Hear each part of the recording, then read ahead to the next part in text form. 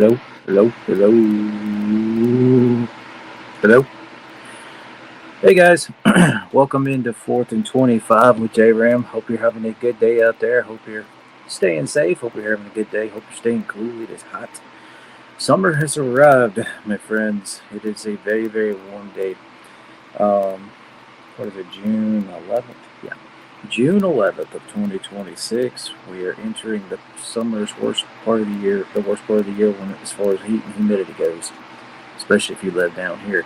Anyway, welcome into 4th and 25. I hope you're having a great day. Okay, so to be honest with you, I didn't know exactly what we was going to do for the show today to talk about, but then obviously a story that rocked the college football world has happened. Unless you've been living under a rock, you know what I'm talking about. The Brendan Sorsby case, the situation.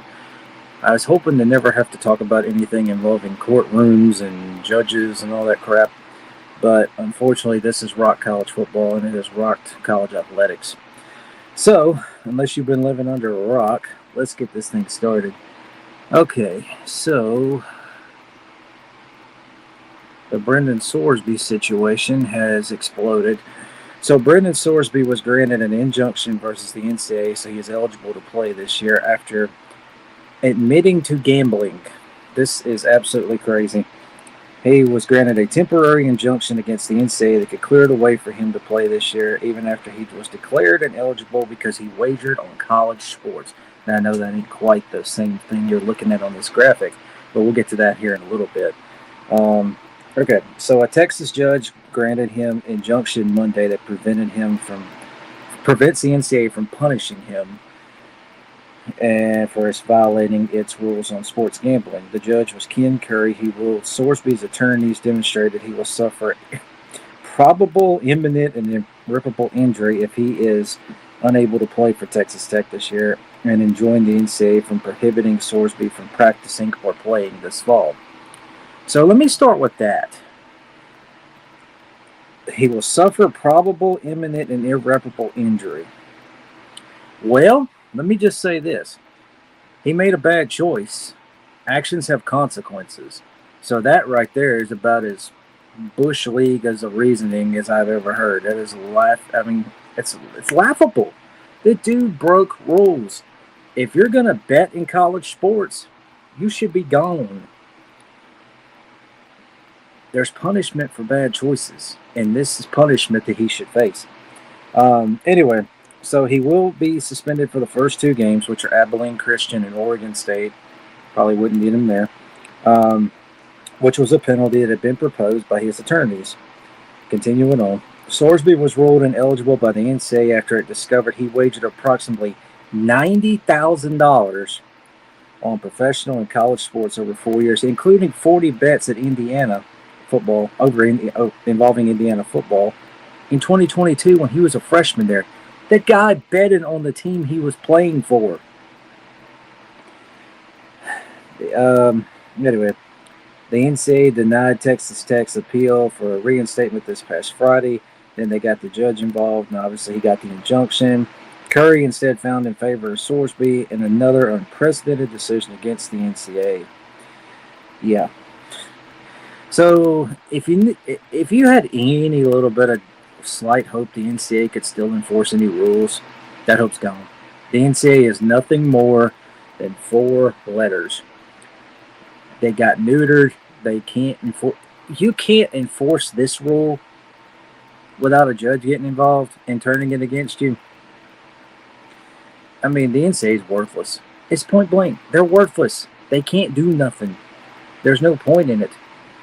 There's no rules. There's no rules in college sports. Let's see. Later Monday, the NCAA formally filed an appeal, which we expected, in Lubbock County, Texas. According to documents, it is an accelerated appeal. That's by any formal judicial case could end up occurring after the season, which has been scheduled for February. Who gives a crap by then? By February, the season's over. Everything's done happened. It could make any formal legal ruling moot if it comes after the season. Yeah, exactly. I'm not really going to read the people's reactions, but the NCAA strongly disagrees with the court's ruling in his case and is deeply concerned about the damaging far-reach and broadly destabilizing ramifications of this outcome, which undermines and corrupts the integrity of sports, the NCAA says.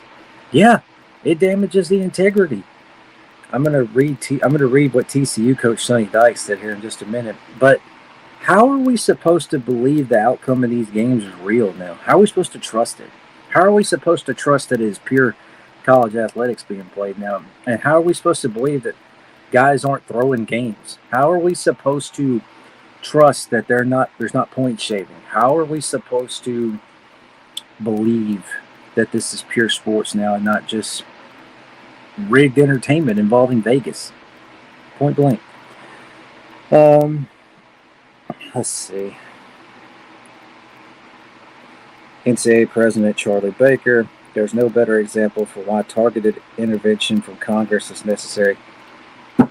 Why do we get Congress involved? They're not going to do nothing. When you have schools and deeply pocketed supporters willing to look the other way of declaring integrity threat of betting on your own team, blah, blah, blah. The NCAA rules clearly prohibit athletes from wagering on sports, and athletes who bet on their own teams and schools face permanent bans. Not anymore. You can bet. Who's going? I mean, there's other players out there. They're probably looking, going, "Hey, I can go bet on my own team. I can go bet on myself."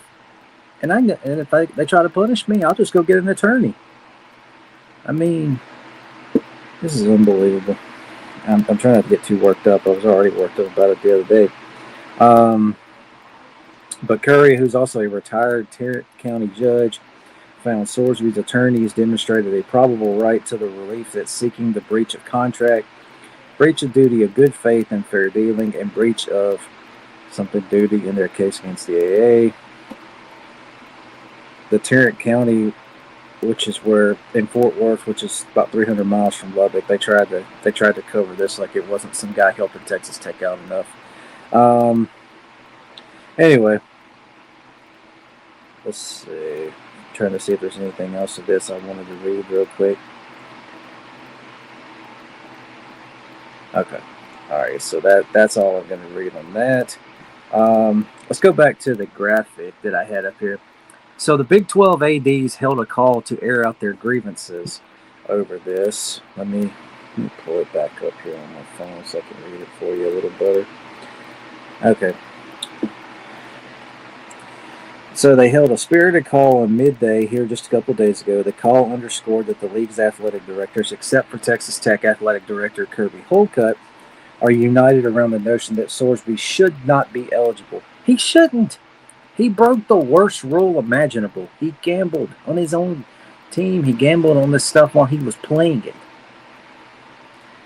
The conversation came in the wake of a hailstorm of reaction from league executives who utilized unusual on-the-record candor, criticizing the judge's decision that is expected to protect his eligibility for this year.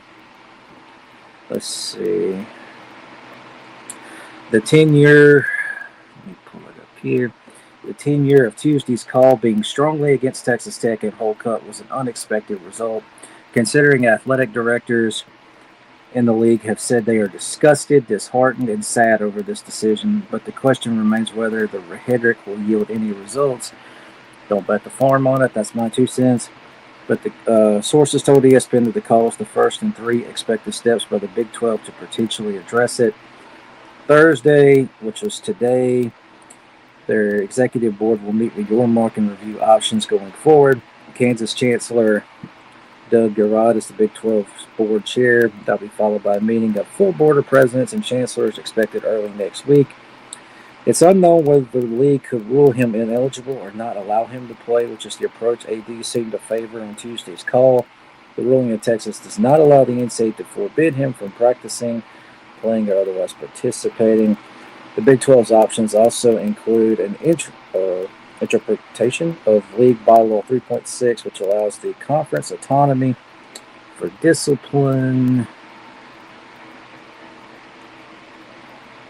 Yeah, here we go. All right. Discipline such as prohibitions on appearance in postseason events or TV events, restrictions on revenue distributions, and limitations on recruiting and scholarships.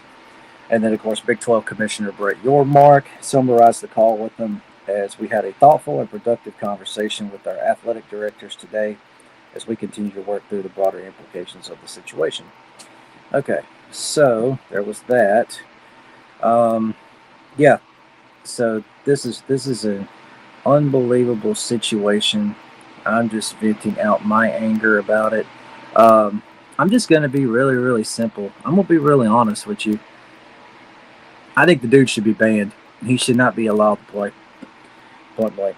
I had something else I was going to read here real quick. Let me find it. Okay, so I'm going to read you some reactions, just a few of them. I'm going to start with ACC Commissioner Jim Phillips. It represents a horrendous pattern that is eroding the integrity of our process. A Big 12 AD, which we believe, I think this might have come from Kansas State, but I'm not exactly sure. He was disgusted and added, "We officially lost our soul." Here's the one that hit me the hardest. TCU head coach Sonny Dykes. How is anyone ever going to trust the outcome of a game again? How can you trust it? How can we believe that guys aren't going to throw games? How are we going to trust that guys, there's not point shaving? Let's see. And then this got and some other things that got ugly in this situation. In a memo to the staff, Georgia forbid its school teams from playing Texas Tech. Earlier this week, Big Ten officials were expected to discuss the upcoming days a league-wide mandate to not schedule Texas Tech in any sports in the regular season. That came in the wake of Nebraska Athletic Director Troy Dannon telling ESPN that his school is also not allowed to schedule the Red Raiders. Now you got schools not wanting to play Texas Tech, not wanting to schedule them. And I don't blame them. Florida Athletic Director Scott Strickland told ESPN he was stunned, even recalling the Major League Baseball 1918 Black Sox scandal when 8 players from the White Sox took bribes to lose the World Series to the Reds. Let's see. Yep. Okay. So, yeah. I mean, how do you trust the process anymore, guys? How do we trust the integrity? How do we believe that these games are just legitimate contests where these kids are going to lay it all on the line for their school, their fans, blah, blah, blah? How are we supposed to know it's pure anymore? That's what we came to watch as college football fans, the pure athletic game. We find out people are throwing games and rigging games. Guess what? Fans are going to stop putting money into it, and they're going to go exit stage left. Hold on a second.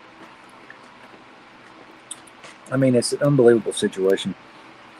I was very angry about this the other day, but it's very damaging to college football. I'm not going to lie to you. Borrow Joe Klatt's line. It's damaging to college football what's happening with this story. It's disappointing. I cannot believe that he was granted eligibility to play. Point blank, I'm shocked. Very, very shocked, disappointed. I think it's a terrible decision, and I just hope they don't. And see, if they can get the appeal overturned before the season, it would be great, because he has no business playing. And that's not a knock against Brendan Sorsby as a kid or as a person, young man. He made bad choices. You have to have When I was a kid, I was told actions have consequences. That used to be a thing until this week, apparently. Anyway, we'll cool down just a little bit here. Yeah, so it's been ugly. You got schools not wanting to schedule them anymore. And then one thing that broke today, now you've got a state of Texas ag threatening the Big 12. Let me see. Okay. Texas Attorney General Ken Paxton. Let me read this to you. I'm not going to upload the graphic. It'll take too long. Okay, so Texas Attorney General.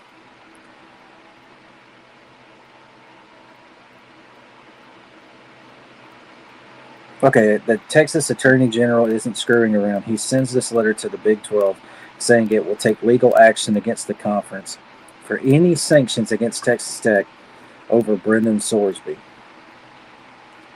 He just threatened this league with legal action. Now, this just dropped. This is from Brett Yormark, the Big 12 commissioner. talking about what happened. Shortly before the start of today's executive board meeting, the conference received a letter from the Texas Attorney General's office notifying the league of potential legal action from Texas Tech if the conference pursues certain actions under its bylaws. We are taking time with our legal counsel to understand the concerns of the state and will meet again with the full board next week. We move forward with our executive board today in preparation for our full board meeting, which is this coming Monday. We had a good and informative discussion. Sentiment among the executive board was no different from what we heard from the ADs earlier this week. Our discussion with the full board will determine our course of action, and all options are still on the table. Okay, so all options are still on the table for whatever they are considering.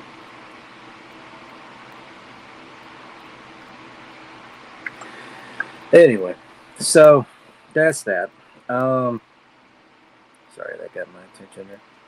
Anyway, so all right, final thoughts on this, and I'm gonna get out. I'm gonna shut it down. I'm gonna shut this subject down before I get any more worked up about it. This is damning, guys. This is bad. This is a bad situation for college athletics. This is a bad situation for college football. It just makes you wonder now, how can you trust? I mean, where do we go from here?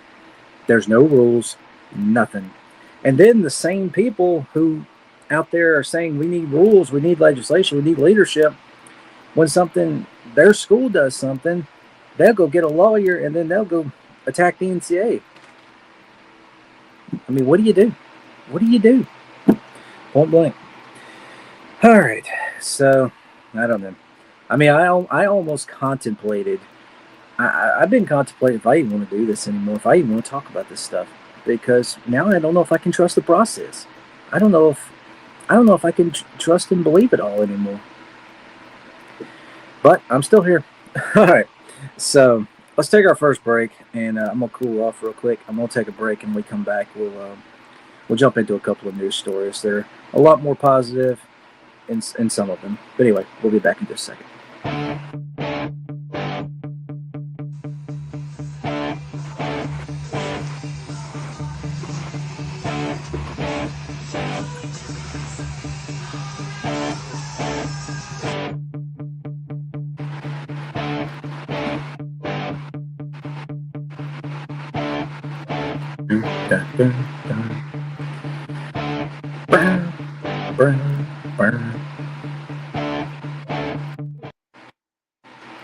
All right, guys, welcome back to 4th and 25. I apologize. I did not realize I left this graphic still up.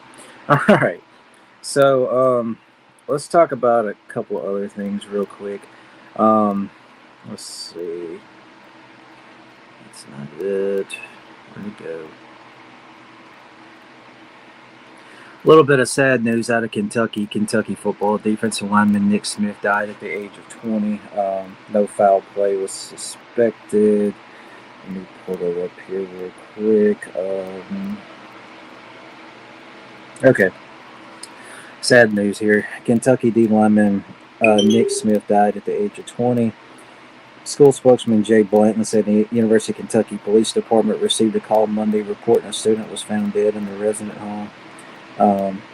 Said the police department was working with the Lexington Fayette County coroner, and initial investigation did not indicate foul play was involved. Today our hearts are broken. First-year Kentucky coach Will Stein says our thoughts and prayers are with Nick's family, friends, teammates. Everyone knew and loved him. This is a tremendous loss for our program and our community. We will continue to support one another and honor his memory. Let's see. Blanton said the police department was working an initial. Okay, I'm sorry about that. Smith was who redshirted last year, was a sophomore in the community leadership and developmental program in the I hope I'm saying that right, Martin and Gatton College of Agricultural, Food, and Environment. Had nicknames of Happy and Big Hap. That's cool.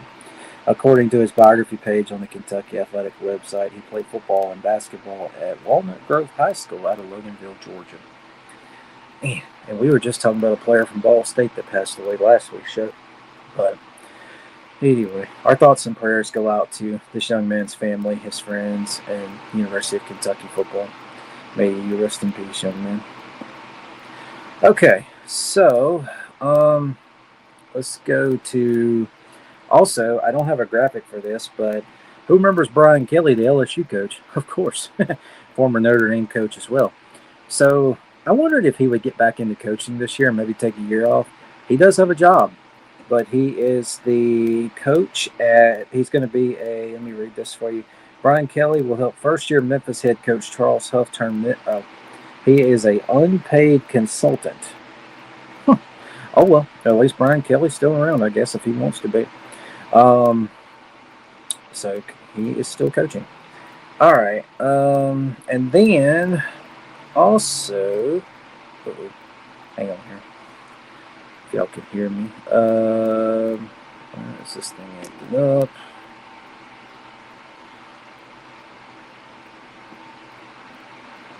Oh my god. Here we go. I'm having camera issues. All right. By the way, Colorado coach Deion Sanders is cancer free. Congrats to him. That is wonderful news. Awesome news.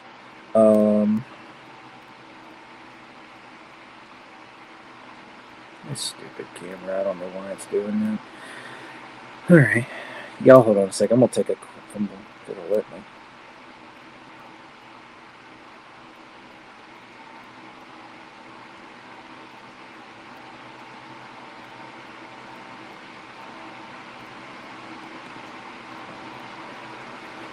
Having some camera issues. Oh, there we go. Okay, I think we're back on. Sorry about that. All right. Anyway, congrats to Deion Sanders. He's cancer free. That's awesome news for him. I know he'd been dealing with some situations, but sending our best wishes to Coach Prime. Love having him in college football. I know Colorado's not been a very big story, but still, though, gotta love Coach Prime. Glad to hear he's cancer free, though. Congratulations to him. Okay, so let's regroup. We'll take a quick break, and we come back. We'll jump into our seasons series. We're going to look back at the 1945 college football season. So we'll see you guys here in just a second. To hate Andrew Anderson, stating truth that just can't wait. Got a podcast like a punch right to your face. College sports villain taking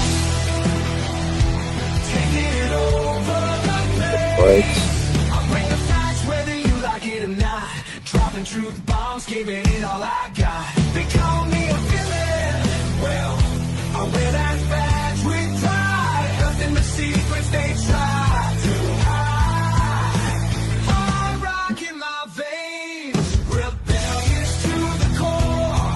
I won't back down, won't take it anymore. The bad guy of the podcast world, that's me. Unleashing the truth, setting it all free.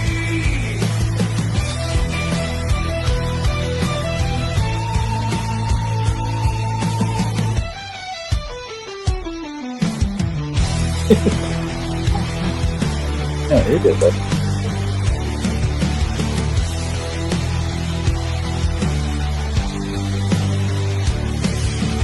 Unleashing the truth. All right, guys, welcome back to 4th and 25 with Jrams.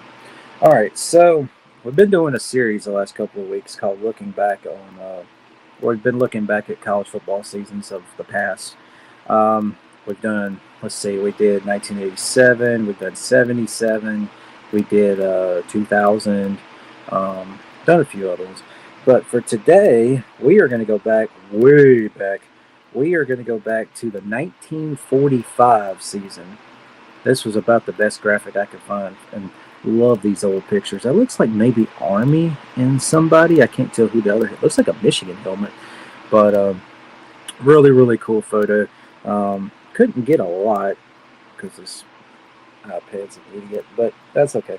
All right, so let's take a look back at the 1945 season. I'm going to I guess I'll read some of this off to you. Okay, so the 1945 season was the 77th year. The season followed the end of World War II in August of 1945, though many college players remained in military service. So your unanimous number one choice by all voters in the final AP poll was Army. The undefeated 1945 Army team was one of the strongest of all time. as during World War II, loose player transfer rules allowed service academies to assemble many of the nation's best players. Army was the AP national champion, and then Oklahoma A&M, now as we know it, Oklahoma State, was also awarded a championship. Let's see. Yeah, here it is. In 2016, a committee of former Baylor coach Grant Teef, Georgia Smith's Dooley, Texas A&M's R.C. Slocum, awarded Oklahoma A&M, Oklahoma State, an American Football Coach Association (AFCA) title for 1945 upon Oklahoma State's application for recognition. Okay.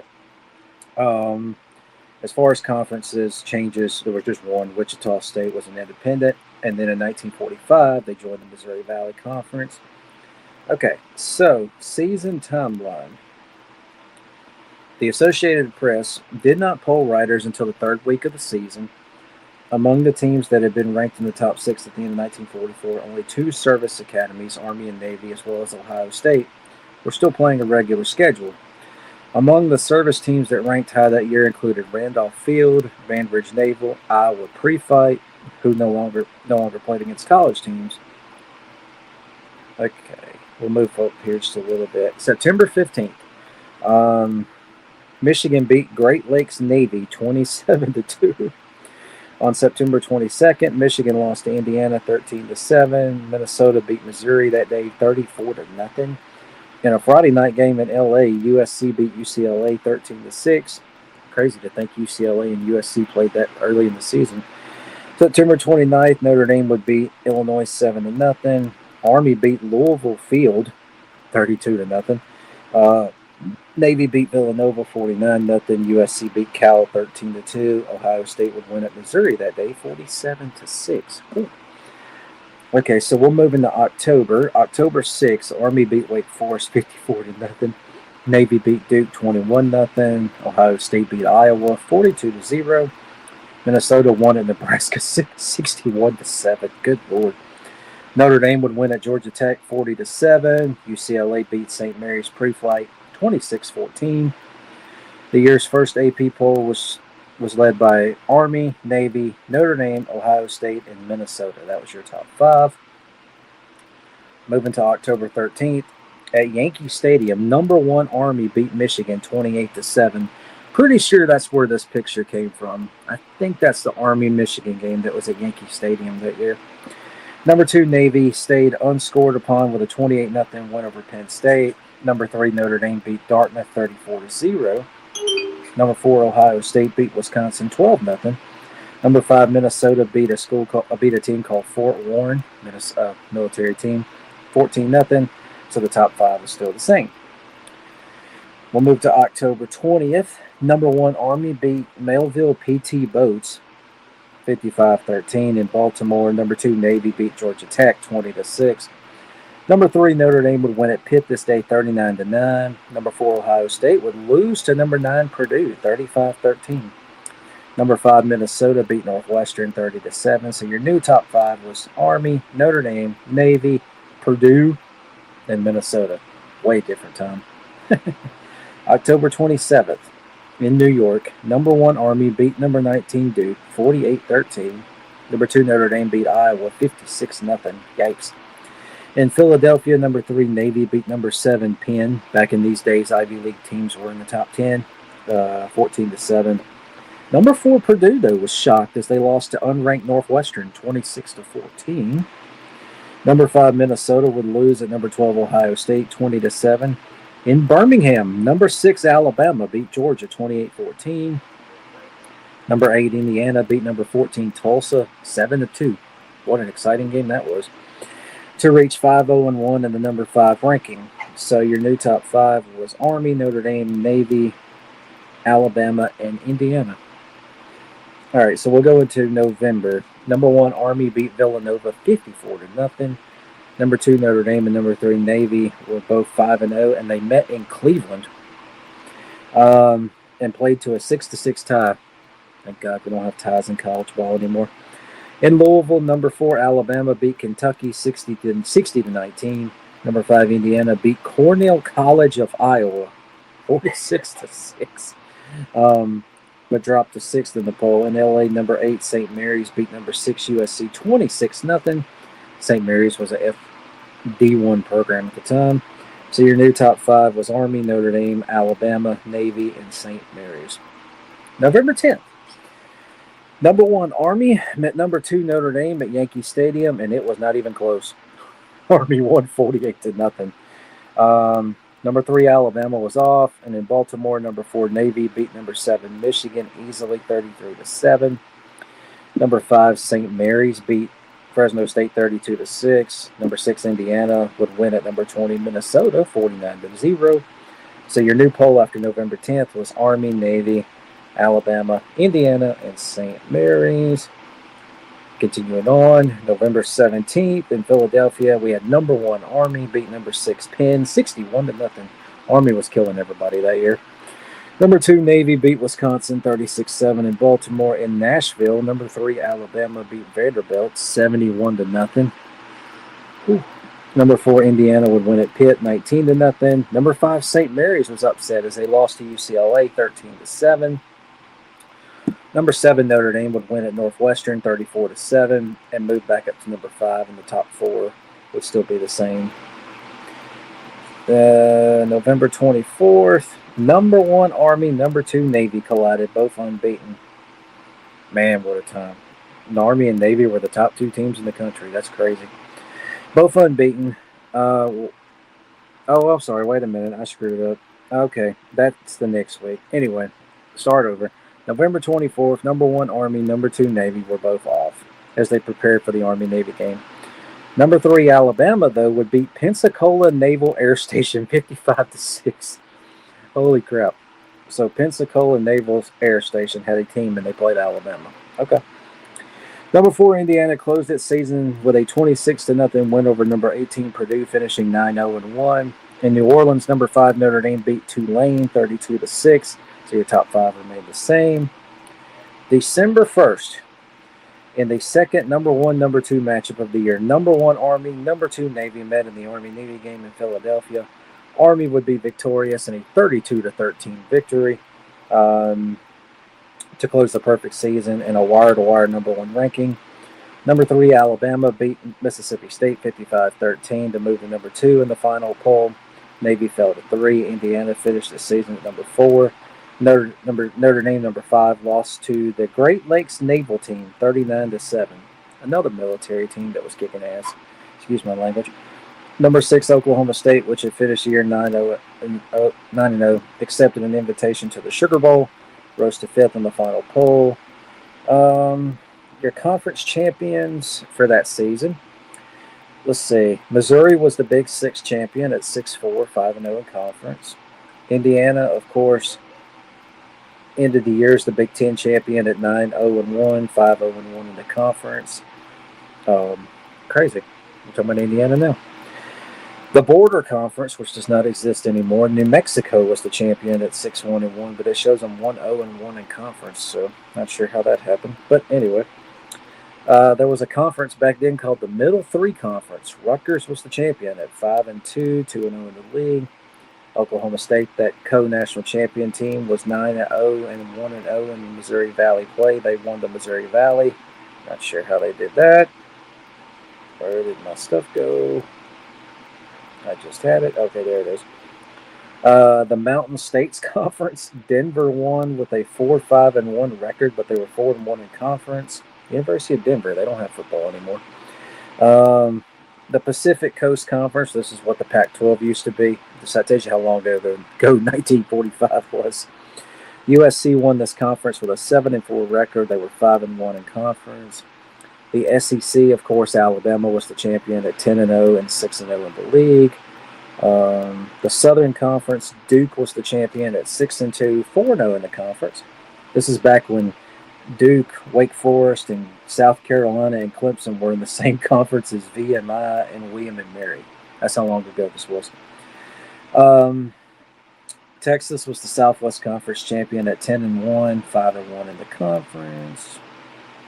Army, of course, was the best independent at 9-0. There were several groups of independents here. Like there was the Southern College Football Independents. Miami finished 9-1-1 there. You had the Midwest Independence, Michigan State Normal, um, the Western College Football Independence. That's where St. Mary's was. They finished 7-2. And there were so many military service teams this year. It was crazy. You had 3rd Air Force, who had a 7-2-1 record. You had AAF Training Command playing the team. I'm not going to read all of these because there were so many of them. But like you had the Jacksonville NAS, Silman Field, El Toro Marines had a team, Camp Beale, Camp Lee, the Great Lakes Navy, who we talked about. Fort Warren had a team, Stockton Air Force Base, Amarillo AAF. There was so many service academy teams back in these days. It was crazy. So anyway, that was your conference champions. Now let's look at the awards real quick. The Heisman Trophy winner was Doc Blanchard, a fullback out of Army. He easily won with 860 total votes, beating his teammate, running back Glenn Davis. So Army had the top 2 Heisman placers, with the winner Doc Blanchard and the backup number 2, the runner-up Glenn Davis. They ran away with it. Let's see, Doc had 860 votes. Glenn Davis had 638 votes. The next closest was Oklahoma A&M running back Bob Fenimore, but he only had 187 votes. That tells you how one-sided this was. Yeah, so there's that. And then finally, of course, the bowl season. Now, Army, who was awarded the national championship, they did not play in a bowl game in 1945. After the Army-Navy game, they were done. But other schools still played. So here's what happened. Some of the smaller bowls, we had the Flower Bowl. This was played. I'm just curious. Oh, it was played at Durkee Field in Jacksonville, Florida. Okay. So Louisiana Normal, which is now Grambling State, beat Lane 19-6 in that bowl game. The Azalea Bowl, Knoxville beat Florida N&I 18-0. Don't know where this game was played. I was trying to find it, but I couldn't.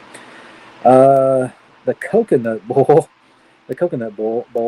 Bethune-Cookman beat Albany State 32-0.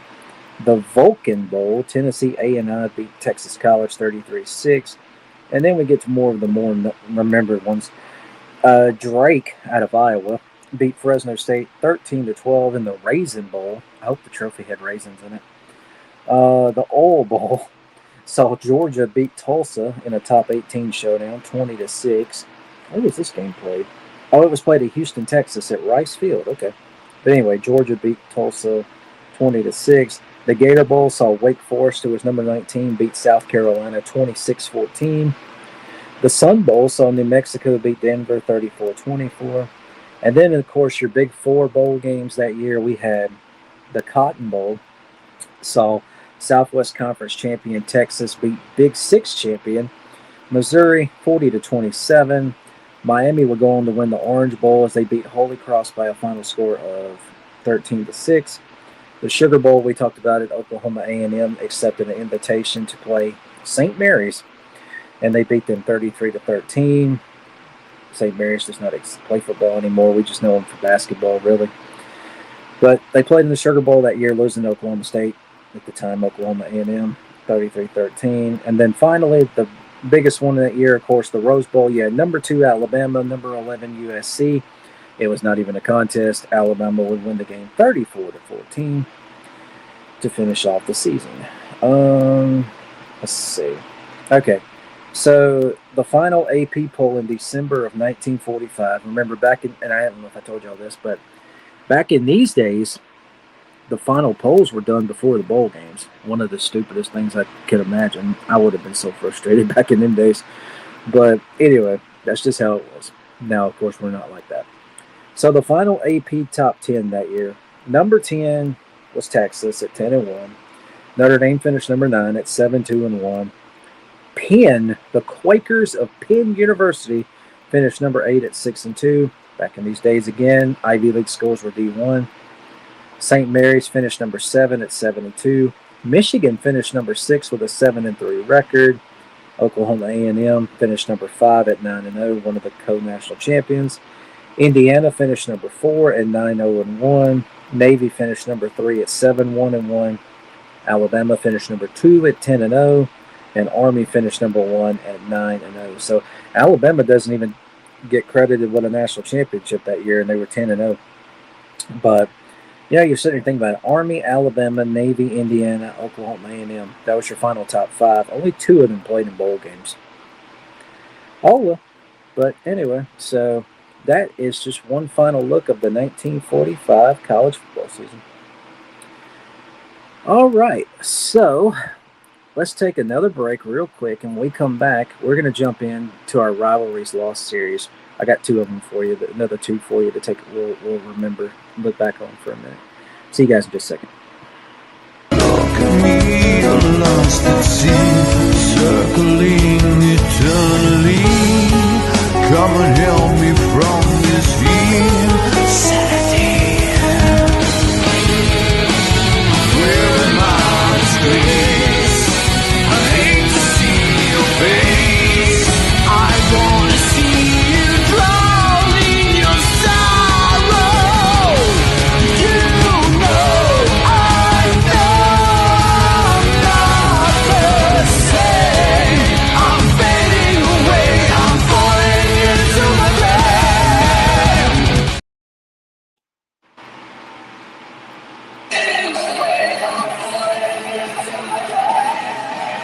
All right, guys. Appreciate y'all. All right, so welcome back to 4th and 25. Appreciate the viewers, too. 31. I'm happy with that. Thank y'all. So let's get ready to continue on to our next segment. So we've been doing this series highlighting some rivalries that we've kind of lost due to conference realignment over the years. Like we covered Oklahoma, Nebraska. We covered the now defunct North Dakota State. We did Iowa State, Missouri, just to name a few. So let's take a look back at a rivalry series that I grew up watching in the Big East. For those of you who remember Big East football. Oh, man, this thing's slowing up again. Okay.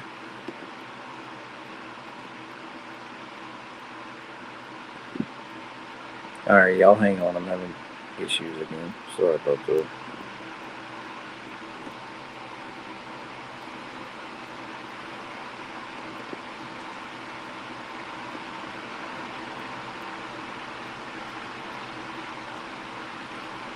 Oh, man. This camera. I tell you what. I gotta get some new stuff.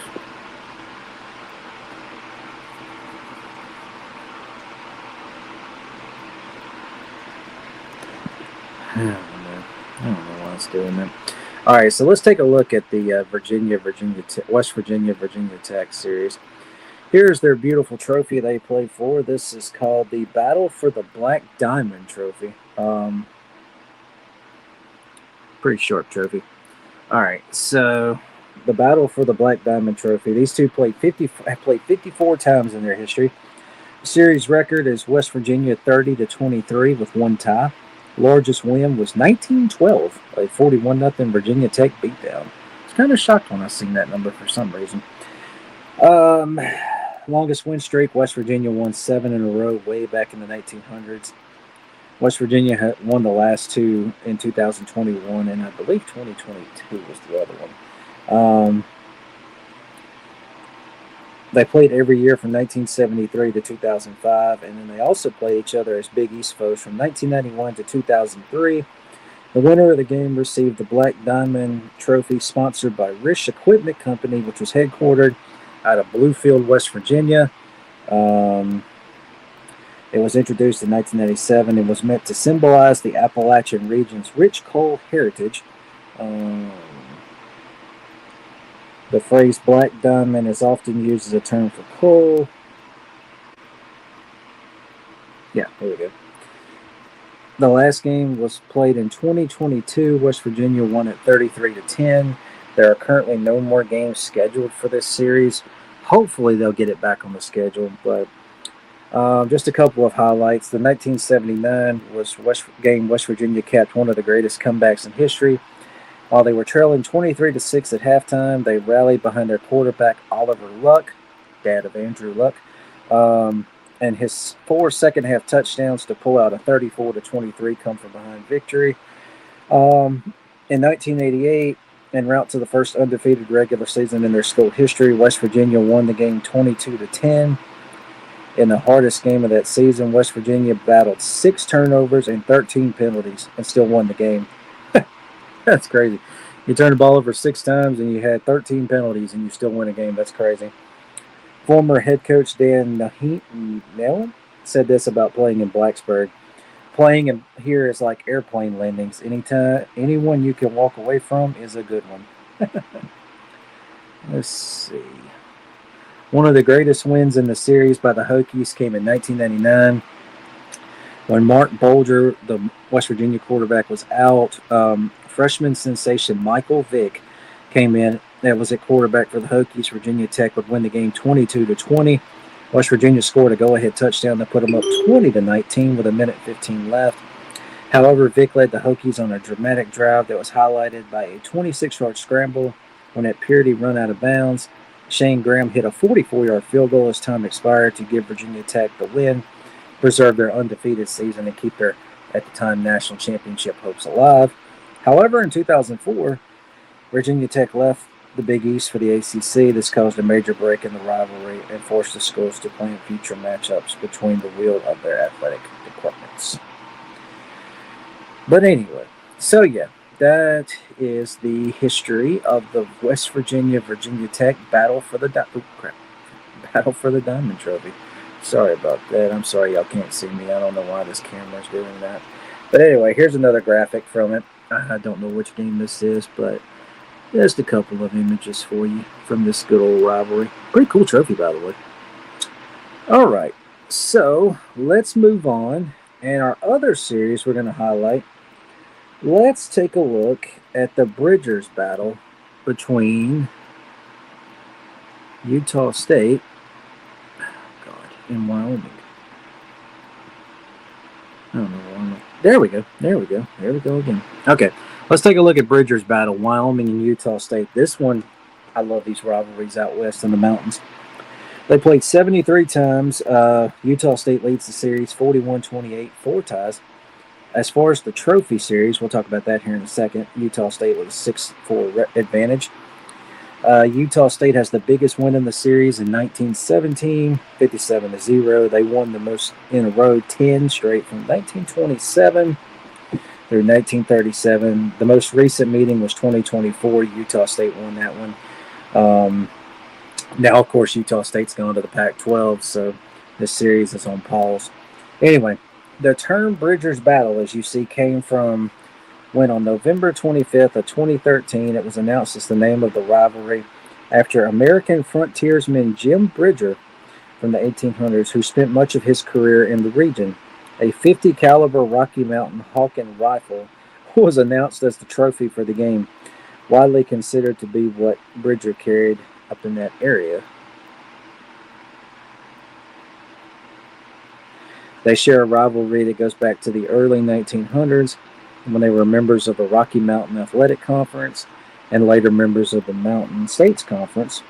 Following the dissolution of the Mountain States Conference, they both continued to play almost every year until 1978, and then they did not play again until 2001. They would meet only 4 more times from 2003 to 2011 until 1947. Utah State had dominated the series. However, since the 47 matchup, Wyoming got the better of it, boasting a 24-16-3 record. Utah State would join the Mountain West in 2013 and was placed in the same division as Wyoming. The rivalry was renewed and was again played every year. The 2020 matchup was sadly canceled due to the spike in cases from the COVID hogwash. And then it was not played in 2023 as the Mountain West eliminated their divisions, and then they played it in 2024. And then, unfortunately, now the series is on hold. So here's a couple of images of the name. This is a graphic that somebody made there, and then I'm going to show you the rifle here in just a second. There's the rifle that they played for. I guess since Utah State won the last one, I guess they have it currently in their arsenal. But anyway, that is the Bridgers battle between Utah State and Wyoming. Don't know when they'll play again. Hopefully they can get something worked out, but in different conferences now, so who knows? Maybe they'll meet in a bowl game or something. Because Wyoming also lost their rivalry with Colorado State due to Colorado State going to the Pac-12 with Utah State, but they're going to play this year at least on opening weekend. So anyway, that is the Bridgers Battle Trophy Series. Pretty cool looking rifle too, by the way. Okay, so that is those. Let's take one final break, and then we're going to come back and wrap this thing up with some of Jram's favorite movies for our non-football segment. See you guys in just a second. I will never be free now. Okay, maybe I hit the wrong button. Sorry about that. Let's try again.